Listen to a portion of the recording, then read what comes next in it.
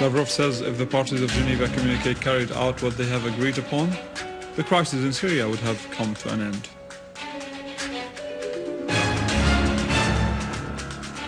Terrorist groups in Homs commit a new massacre against Al-Maliki village and displace its people.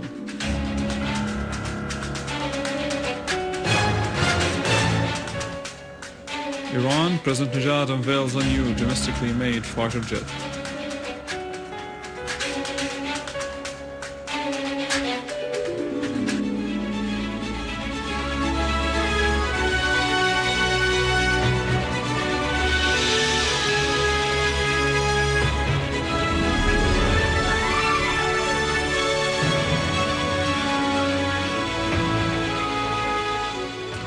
Good afternoon, this is News in English. We begin our news bulletin from Damascus, where the Secretary of the National Security Council in Iran, Saeed Jalili, started a visit to the Syrian capital, where he will meet key officials. In statements he made today after his arrival, Jalili said that his country will provide all sorts of support to Syrian people in confronting this Israeli aggression, adding that this is a hopeless attempt from Israel to revenge the Syrian people's stance, calling upon the Islamic world to try and ease the suffering of the Syrians because Syria is the front line in facing the Zionist entity.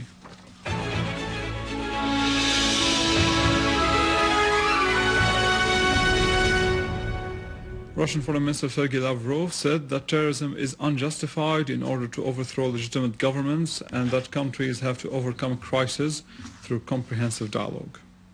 Lavrov's statements came in a speech at a Munich conference. The Russian foreign minister also said that if the parties of Geneva Agreement carried out what they have agreed upon, the crisis in Syria would have ended. He added that Russia supports democratic reforms and changes away from imposing any foreign dictations on the states. On the US missile field, Lavrov affirmed that Russia rejects the mentality of the Cold War. First Deputy of the Russian Duma, Ivan Milikonov, has asserted that Israel supports the mercenaries and terrorists in Syria and provides them with weapons and funding, adding that Israel's recent aggression on Syria constitutes a flagrant violation of principles of international law and the UN's Charter. For his part, chairman of the Russian-Syrian Friendship Society, Alexander Tsasakov, has expressed deep concern and condemnation of the Israeli aggression on Syria, voicing hope that the UN and the Security Council would take all necessary measures to hold Israel accountable for this blatant attack. Iraqi Prime Minister Al-Maliki affirmed that direct foreign interference in Syria's internal affairs using weapons, funds and planning has become obvious. In an interview with Al-Mayadeen TV channel, Al-Maliki warned that the region is in danger as there is a plan to redivide it. And this plan is causing what is happening in Iraq, Syria and Egypt in order to divert them from their pivotal role in favor of a project that involves Turkey and benefits Israel primarily, while greater powers are watching. A delegation representing the General Federation of Trade Unions in Iraq paid a solidarity visit to Syria. Chairman of the Iraqi delegation, Qasim Hamoud, said that Iraq and Syria are facing the same plans, stressing that the visit is an expression of Iraqi people's complete support of Syria, referring that the conspiracy against Syria aims to make it change its principled stance. The Iraqi delegation also condemned the recent Israeli aggression against the Scientific Research Center in Jimraya.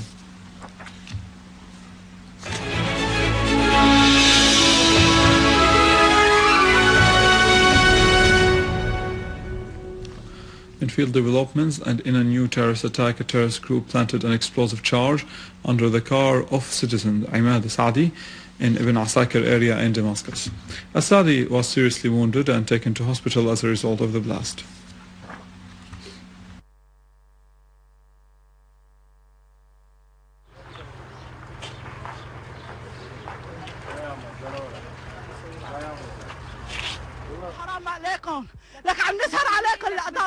People were massacred. We are not sleeping anymore. We are Muslims like them. Why are they doing this to us? God protect Syria. About 8 a.m. Imad went out to his job, and after about 50 meters away from his home, his car was bombed while he was inside it. It's such a terrorist act. We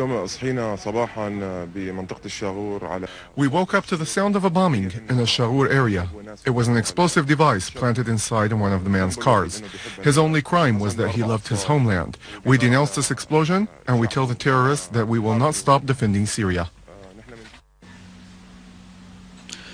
The Syrian Arab armed forces continued pursuing terrorist groups in Aleppo and its countryside and eliminated scores of terrorists.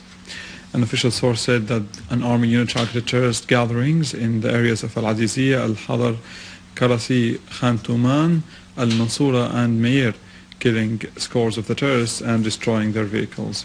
In Aleppo city, Syrian army units carried out several qualitative operations against terrorist gatherings in Beni Zaid, Al-Ramoun and Karm al-Maysar, inflicting heavy losses upon the terrorists. Other army units targeted terrorist gatherings in the areas of Sheikh Saeed and killed scores of them. Terrorist groups perpetrated a new barbarous massacre against women, children, and the elderly in Al-Amiriya village in Homs countryside. A closer look in the following. Al-Amiriya is on the way to Homs's villages beside the Ain al-Dananir village, where we went to see what happened in Al-Amiriya, which were attacked by terrorists who killed people, burned and destroyed the houses. We walked through the village and listened to the citizens there as we witnessed about what happened. 10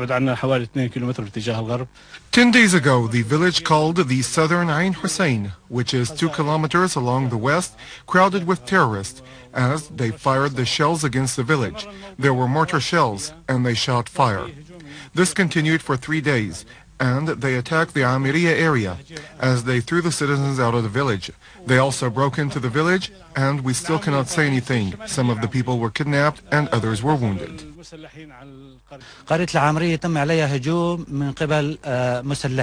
Terrorists attacked Al-Amiriya village with 14 Glushka cars, well equipped, and each can contained about 10 to 15 terrorists. They attacked the village and committed a number of massacres there.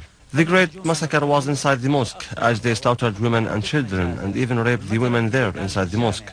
Some of the victims are at the hospital now, and some of them still we couldn't reach their bodies. There are terrorists from different nationalities trying to throw the citizens away, steal their properties and destroy their homes. They also attacked at the Amiriya village and committed some massacres. I am the village baker. They shot the village with mortar shells, so we left our jobs and walked away. They are shooting us with shells and won't leave our home. Strangers broke into the Ain Hussein area, Tunisians, Moroccans, and others. While we were there, a mortar shell fell in Ain al-Dananir school. Terrorists hiding in Ain Hussein shot it.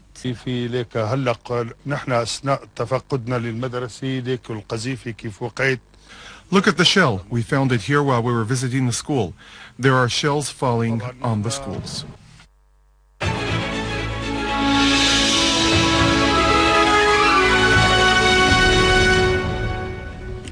Iranian President Mahmoud Ahmadinejad has unveiled the highly advanced fighter jet named Qahir 313. The new aircraft is designed and manufactured completely by Iranian experts. During the inauguration ceremony, Nejad said that developing his country's military capabilities don't pose threats to any country because they aim to develop Iran's deterrence capabilities. Nejad asserted that no one could stand in the face of his country's scientific and technological advance. For his part, Iranian Defense Minister Ahmad Wahidi said that the fighter jet enjoys great assault capabilities and it can attack targets at very low heights, avoiding radars. Thousands of Bahrainis have taken to the streets of Al-Bilad Al-Qadim village close to the capital Al-Manama in response to calls by the opposition to demonstrate till the 14th of this month, which marks the second anniversary of the beginning of protests that demand political and social reforms be made. The demonstrators raised Bahrain's flags and photos of the detainees and chanted different slogans. Opposition forces has asserted that the national move that calls for realizing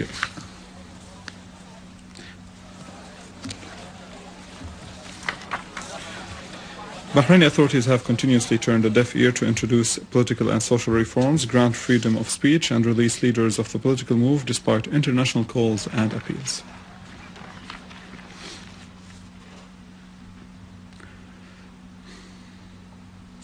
This is it for our news for today. More information on our website www.syriaonline.sy. After the break, Bani Kanushian brings us Syria's latest in economy.